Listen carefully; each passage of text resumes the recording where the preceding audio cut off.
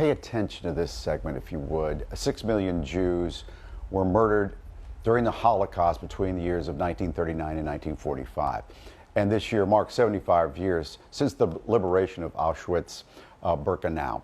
The largest of the concentration camps and extermination centers is what they were called. We had a chance to talk to a survivor. I said, what happens when you go to the left? He said, you see the two buildings? They're going to go into the first building. They're going to tell them to take off their clothes because they're going to take a shower. Instead of shower, gas came. Then he tells me to look up in the sky. He says, you see how dark the smoke is? This is because of the people who got burned and the sun cannot get through it. It's exactly what's going to happen to you parents in 4 hours. You will hear much more about Ernie Gross's story tonight. We have a special coming on at 6:30. We'll tell you more about it in just a little bit.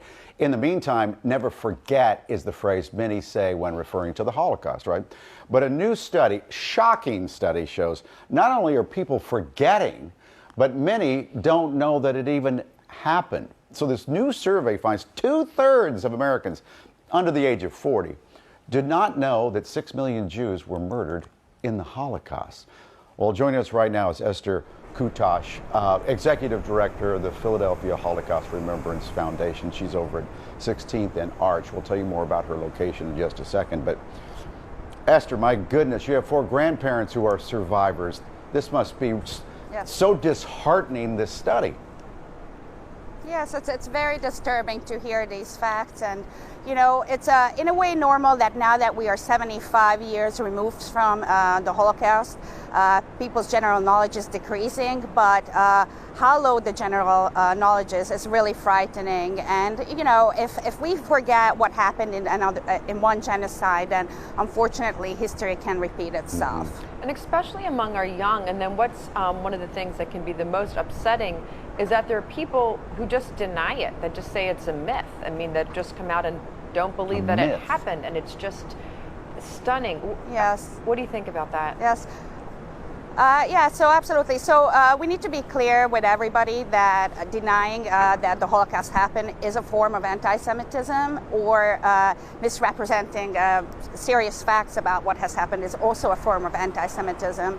And I think we need to do a much better job overall educating the general public about what has happened, what has led to the Second World War, and in particular about the fuel of hatred against the Jewish population. Yes. I know, Eszter, we're showing, you know, video that just is hate, but we want to do that so we can educate some people. Obviously, we need it after we heard about this survey. One way we can learn is to watch this special night at 6:30, and I really recommend people under 40 to watch that. But also visit where you are. Tell us more about the plaza that's been beautifully renovated. Yes, absolutely. So I am here at the Horvitz Wasserman Holocaust Memorial Plaza, and behind me is the United States' oldest public Holocaust monument. It was erected in 1964 and was commissioned by Holocaust survivors. And the person who, the sculptor, was also actually a Holocaust survivor from Poland. His name was Nathan Rappaport. So this plaza served as a gathering place for Holocaust remembrance for now many generations. But as we became more aware of the fact that Holocaust knowledge and education overall is decreasing, we decided that we are going to update the space around this plaza.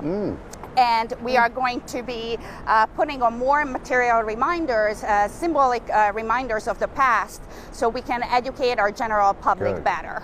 So you can see, go ahead. When we teach our children, it's, oh, look at the people, we see them putting rocks there on the sculpture as well. You have this amazing app that can really be age specific, the iWalk app.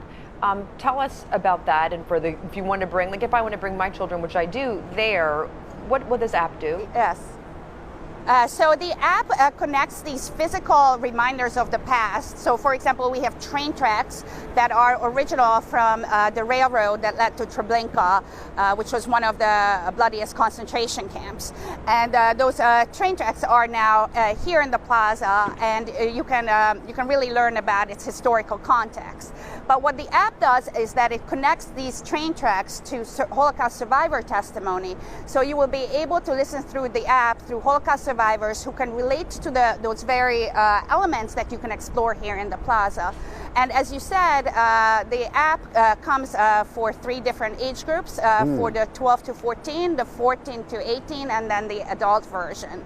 And we've built this tool in partnership with the USC Shoah Foundation, and they are basically the trailblazer organization for recording Holocaust survivor testimony. So it was a very large undertaking, and whenever we used actually Holocaust survivor testimony from people who actually settled down in the Philadelphia area, because we wanted to bring all of those experiences even closer to our visitors by that. Esther, thank you for your time this morning.